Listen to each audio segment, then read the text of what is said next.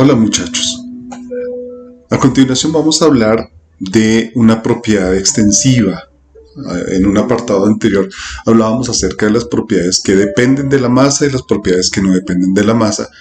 Y el calor, representado aquí con la letra Q mayúscula, es una propiedad extensiva. Es energía, finalmente es energía.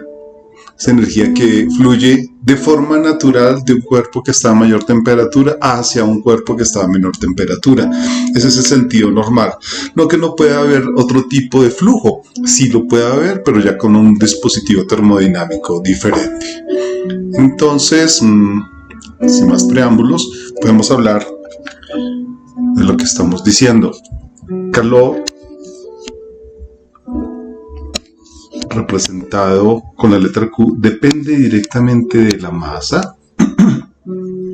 También depende directamente de la temperatura. Esto es para un caso particular de calor. Hay calores que se pueden transferir, es decir, podemos hacer una transferencia en un dispositivo a temperatura constante. Es algo que es posible y que vamos a tener en cuenta. Voy a hablar de un calor en particular. También va a depender del tipo de material, algo que se conoce como calor específico. No es lo mismo calentar 10 gramos de agua, 10 gramos de vidrio, 10 gramos de madera o 10 gramos de algodón. A pesar de que es la misma masa y pudiéramos incluso tener la misma variación de temperatura, van a calentarse en tiempos diferentes. El contenido energético va a ser diferente por esa propiedad que se conoce como calor específico. En este orden de ideas, este calor que estoy aquí nombrando va a depender de la masa, de la temperatura y de esa capacidad de calor específico. Tendríamos que el calor es masa por un calor específico por una variación de temperatura. Estoy haciendo referencia al calor sensible. Este calor es el que va a hacer variar la temperatura. Pero entre lo que les he nombrado, tenemos un calor que no depende de la variación de temperatura, sino que lo hace a temperatura constante. Ese calor va a ser igual a la masa por un cambio.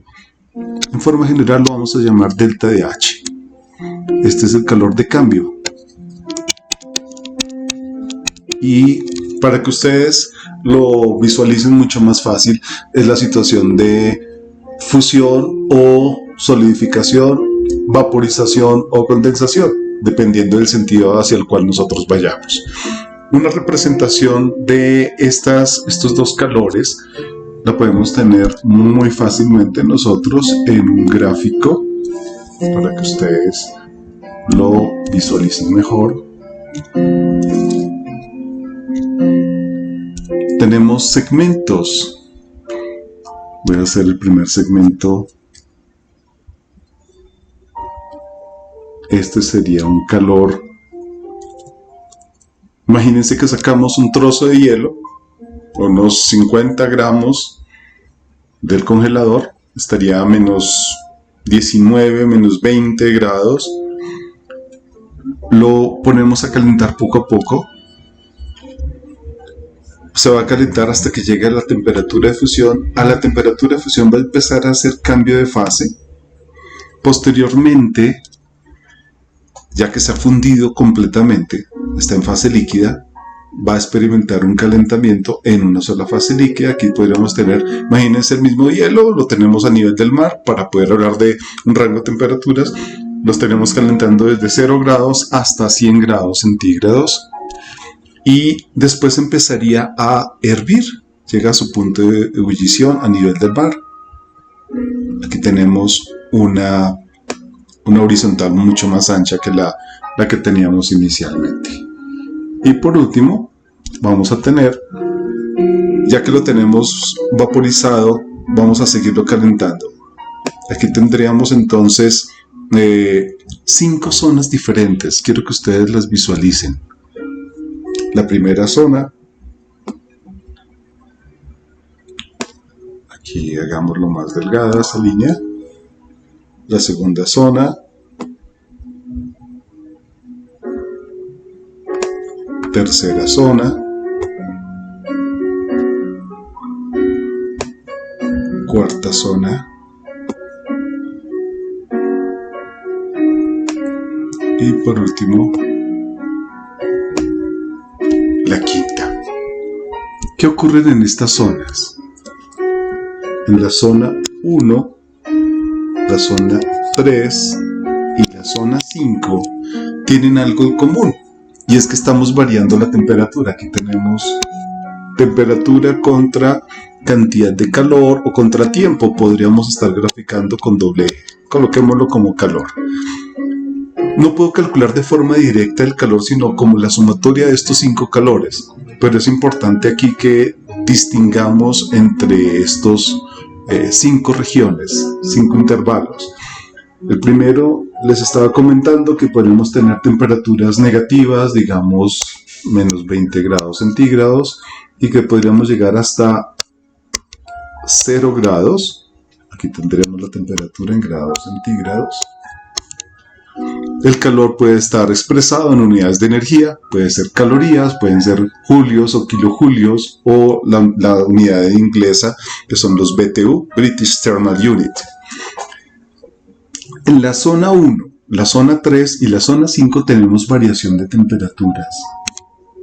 Llegaríamos hasta 100 grados centígrados o hasta 120, supongamos en nuestro ejemplo.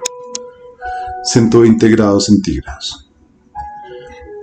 En la zona 1, 3 y 5 tenemos calor sensible, porque está cambiando.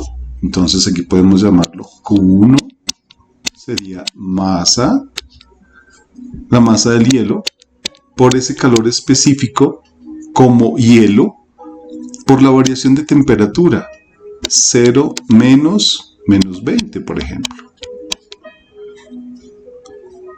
El calor 3 sería análogo, sería la masa por el calor específico, pero aquí sería como líquido. Le voy a colocar W, al otro le voy a poner I de hielo, de ice, y la variación de temperatura para la opción del calor 3 sería 100 menos 0 en grados centígrados. Y la opción 5, repito, es muy parecida, masa por un calor específico, pero ahora será como vapor.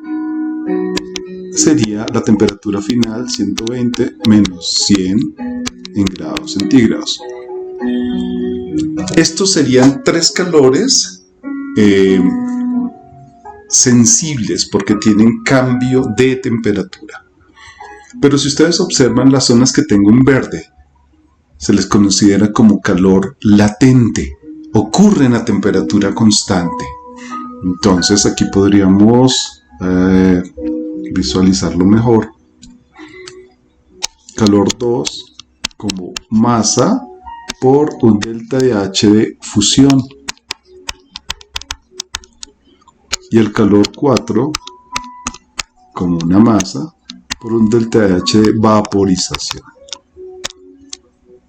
El calor de fusión es menor siempre al calor de vaporización. El calor de vaporización es 10, 20, 15 veces, dependiendo del tipo de sustancia que sea, mayor que el calor de fusión. Si yo quiero determinar cuánto calor se le debe suministrar a una masa de hielo sacado del congelador, menos 20 grados, y llevarlo hasta 120 grados centígrados, lo que tengo que hacer es este recorrido, determinar estos 5 calores por aparte e irlos sumando uno a uno. Aquí tenemos entonces 2 tipos de calores: calor sensible y me faltó nombrar el otro, que es calor latente. Es el debido a cambio de fase y ocurre a temperatura constante. No son los únicos calores, muchachos. Tenemos más calores, más formas de transferir calor en un proceso. También tenemos el calor de combustión.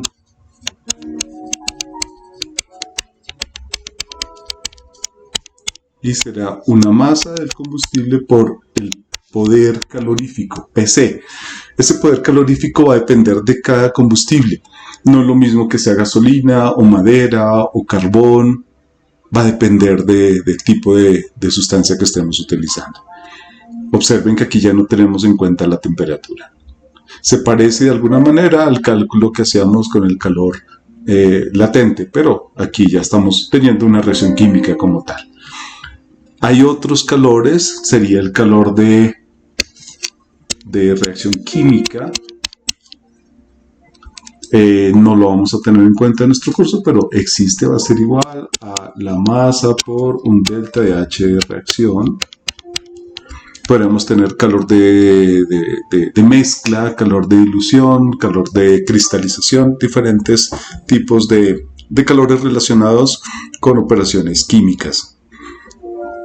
Bueno, esto es lo que necesitamos conocer de momento acerca del calor.